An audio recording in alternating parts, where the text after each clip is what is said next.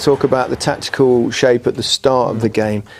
Doesn't seem to suit. Every time I see them play the three at the back, they seem to struggle. Yet he persists in it. Why do you think that is? Yeah, I was shocked that they went in with the three. There was no need of all the teams they're playing against. You've got Tadic, who's not a really out-and-out centre forward anyway. Wants to why have the three defenders at times marking one and having runners from midfield? And then when they did go into three, they went into a five. Yeah. So when they pushed the two wide men up, they were a five. They were always going to be outnumbered in midfield, and they couldn't press them. They didn't have the bodies in there. That's when I disagree with Ericsson a little bit there, saying, well, it doesn't matter about the tactics. I'm sorry. He's not going to have a go at his manager, is he? But I think the players would have thought, actually, well, we want to really get at them here in the first leg. Well, they couldn't do it. Yeah. Why do you think he plays that way, Rio? Security. And I think I think he thought that, listen, I've not got the cutting edge up front, the missing Son, missing Kane, two hugely influential players in terms of goals in this team. So I think he was playing for more security and keeping bodies behind the ball. But again, that leaves you so outnumbered in midfield, as Glenn said. And Ajax's best and most influential player from in terms of dictating the game is De Jong. Yeah. He didn't get a glove laid on him all day. Sometimes you've got to get people against the people that make the other team tick, and they didn't do that at all. So there was always going to be on the back foot and push back. And then when you haven't got the pace of a Son to get out as the out ball, like they did it against Man City, once they won the ball, the transition was the key to them getting through. Was when they won it, they could play straight balls up, making sure that they got players to get beyond the opposing defenders. Today with Llorente, it's a different proposition. It's a different task then. And they never got round to it. Edgar? No, I totally agree. I think the tactics was all wrong, and what happened is, like what you said, too much body in the back. What happens? The pitch was too wide. Llorente was alone. Dele Alli was somewhere else. Ericsson was constantly running around, and Mora was also running around. So there was no harmony. In the second half, you see that they're more compact, and then they can physically abuse them a little bit. But then you have the ball, and there's no creativity. Then Ericsson has to show up, and he doesn't do what he needs to be doing. And then you see the limitations, about the midfielders of Tottenham. Yeah, that's a fair point. The Ajax goal, good bit of football from Ajax perspective, Rio, but for you, looking at a defensive point of view, there are a few mistakes. Yeah, there are. I mean, it's like a domino effect here. I mean, as I said in the half time when we watched it first, you've got to appreciate the skill here, the appreciation of the bodies in the Ajax team, and the way they open the space up here is fantastic. And this is just all about Ajax here, the way that they perform, the way that they play. They've been doing this all year. But we'll see in the next phase of this, next clip, Dele Alli, he kind of starts it in terms of defensive mistakes. He goes out to the wrong ball. He has to leave it. It's offside. I don't think it's offside, sorry. That was never in contention. But Dele Alli here, we'll see it. Where the arrow is, he's got to go to that man. Let Wanyama come out to the ball. He has enough time to do that. Once he lets him go through, he's a free time to look up. And the space between the fullback and Vertonghen was too big, and then you get punished. Do you think sometimes when you play a three at the back, Rio, that you think someone else will pick someone up? You don't take responsibility? Yeah, sometimes if you don't play it often enough, and players aren't accustomed sometimes to playing it, and it can happen that, but then there's got to be someone in there that takes responsibility and dictates in that back line. I just think that Spurs get it wrong when they play against a decent side. When they play against a team they can dominate, the three at the back is the offensive side of the game, with Vertonghen coming out and both go wide, and then you cause them problem. But against Liverpool up at Anfield, we started it, and we were on the back foot from the start, and the game was already gone. Same tonight against good opposition that are going to hurt you. Unless they switch into a 4, there's a way of doing it.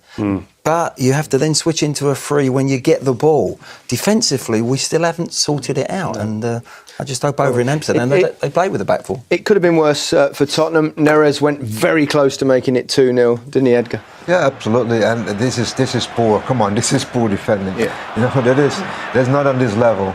And then he has to make the foul before, he lets him go on, and then that's what you get.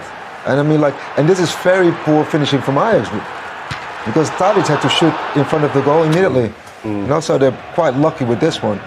He just scuffs it a little bit, doesn't he? If he wraps his outside of his foot over it, he just scuffs it into the ground. And to be fair, that's the tie gone. If that goes in 2-0, I think the tie is over and done with. But that gives Tottenham a glimmer of hope. Well, Spurs didn't have too many clear-cut chances. In fact, they only had one shot on target in the entire game, and that was Dele Alli, and that was this instance. There was a Yeah, long throw. Not pretty on the eye, but it was scruffy, yes, to say the least. And this was really the only way Spurs were going to score today, in little bits and pieces. Ball going up to the front and making things ugly, making things uncomfortable for this Ajax team. But the quality and the decision making in the final third was never up to much and up to enough to really knock this team out of their stride. But far too often in this position here, Ericsson, his quality of pass there. See, the quality of passing that there wasn't on point. There wasn't a pass or a cross or a bit of skill that was going to make the difference. It was going to open that Ajax defence. It was all very mediocre. You could read every pass that was going to be played. This is the injury. This is a massive negative for Tottenham now. If he's out for a while, because he's hit the back of Alderweireld's head there, clashing, isn't it? And he was definitely concussed. It's funny because he seemed okay, didn't he? And then all of a sudden he stumbled and he lost the use of his legs. Yeah, it's unbelievable. He said, what did you say? What? I mean, no, you notice it immediately. I mean, I didn't even notice because he came in fresh. Yeah. And then all of a sudden, his legs there dragging. Looked scary though. Yeah, it really did. I understand he was being appraised still in the medical side of things here at Tottenham. So the fact there's no ambulances involved, hopefully it's not too serious. You'd like to think so, because he's an important player for them as well. And if he's concussed, he's going to be a concern for the next leg. Another miss. Only once, actually, in Champions League history, as a team lost the first leg at home 1-0 and come back to win. Only once. Do you know who that was? Anyone? No. You should know, Edgar. Yeah. You took part Greece. in that. 1996, correct, against Panathinaikos, Ajax on that particular occasion. It's a big ask for Spurs, there's no question about that. But it is if they play like that today, they've got to improve on that performance. No doubt about it. Son coming back, that's going to be a big plus, but tonight it just wasn't the Tottenham that we expected. There was no creativity, their passing was off. There was too much hesitation in their passing, in their crossing. They played with too much fear for me. One player looked pretty comfortable throughout the game was De Jong. Yeah, I Kept think the ball nice and tidy. Yeah, he played like he always does. But you saw also in the second half when he got pressured, it was hard for him. But think about Ajax. Tadic was not, I think, exceptional, and Neres was not exceptional. So what happens if they do? They've got more to come. Hey, I hope so. But I think at this level, we're talking about playing at the top level here. If you give players of this standard time on the ball, they're going to look $1 million. And listen, this kid's a fantastic young talent. $75 million. $75 million worth of talent going to Barcelona. But his comfort on the ball. But again, he just looked at ease at this level, and no look passing there, just take through the lines. And there's a maturity in the way he plays, which I really, really like. Okay. Well, he kind of accepted responsibility, admitted that it was possibly a mistake starting with that system. Yeah, and that's an honest appraisal what we've seen from him there. I think that it was only right that you say what you see, and I'm sure he saw exactly what we were talking about earlier from up here. But what was missing was a spark as well from the team. You come into a semi-final, you expect a little bit of bite, a bit of aggression, some authority on the game, and there wasn't any of that in this Spurs team today. So that, I'm sure, along with the tactical side of it, he'll be disappointed with. You expect a different game in Amsterdam?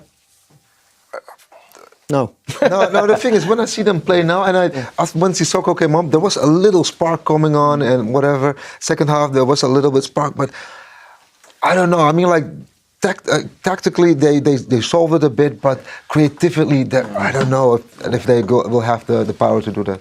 I think starting that way, I know it wasn't just the goal, but it gave Ajax the emphasis. The first 30 minutes should have been Tottenham.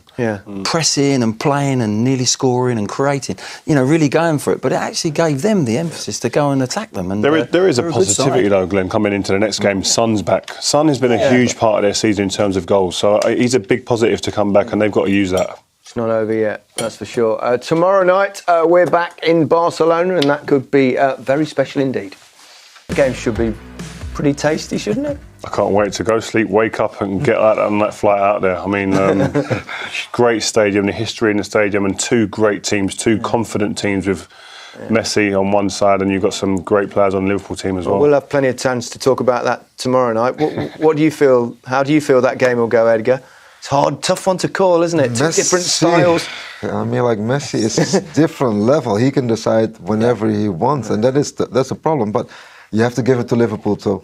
Yeah. I mean, like they have some incredible players up front. I personally think the second leg at Anfield is key for me. That place, when it's rocking, my word. And if they've got something to hang on to, Yeah. I think Liverpool can knock them out. I really do. Yeah. Seriously? Yeah. If they can just... Edgar's not so if the little sure. man wants to go, well, today I'm going to score a hat-trick, OK, he might not do. But I think Anfield is an incredible place to go and play. I tell you what, as opponents. We'll leave you. now, We'll no? leave you two to argue. You can carry on after we've gone off air. But Edgar, great to see you. Thanks, Glenn. Thank you. You too, Rio. Not the greatest game here tonight, but tomorrow, bring it on.